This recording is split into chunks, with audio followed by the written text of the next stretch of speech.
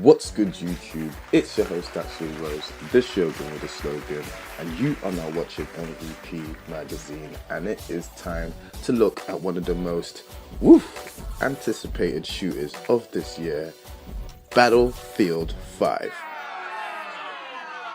Now, it is fair to say that Battlefield 5 has been involved in, let's say, its fair share of controversy. Now, there's two sides in this Battlefield 5 debate.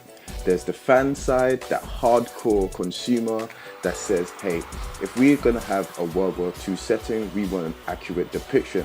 And while there might have been women that fulfilled certain roles in certain positions in the wars, they just weren't on the front line.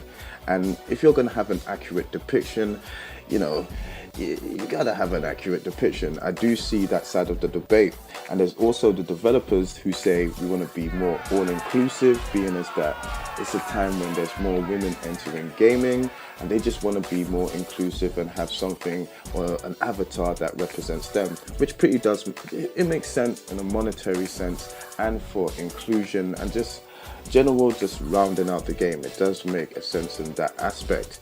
Now, I'm in the camp where if you're going to change an accurate depiction of history or an accurate depiction of a story, it's got to have a real narrative context or value. It can't just be done for the sake of it, just to make some people feel good. If there's an actual narrative or gameplay motive or morale behind it, I can totally get all the way behind it. Pause. But hey, it's all down to the developer. I mean, it's not like they're out here virtue signaling or anything. It's not like they're out here potentially just doing this on purpose. It looks like they are.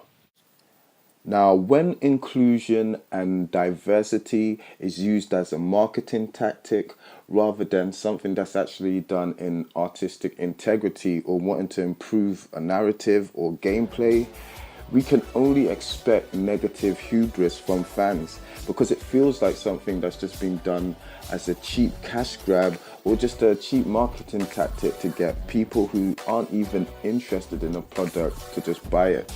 And that's not what any artistic form should be about. Remember, at the end of the day, even though games are a huge multi-billion-dollar industry, like, it's art.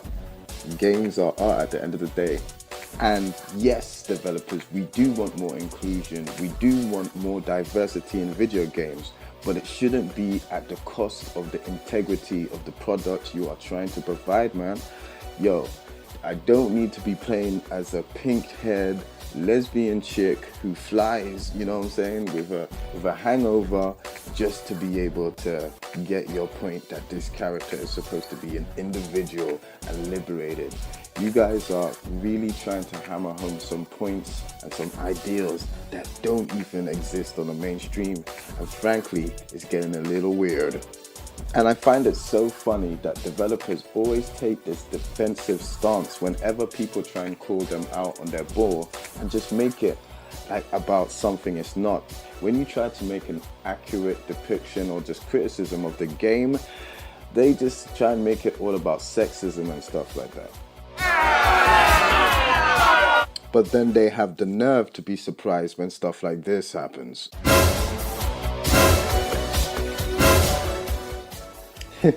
Is it just me, or is karma always, sweeter when it hits these hoe-ass developers? Anyway, let me know what you think about this whole Battlefield debate. Where do you stand?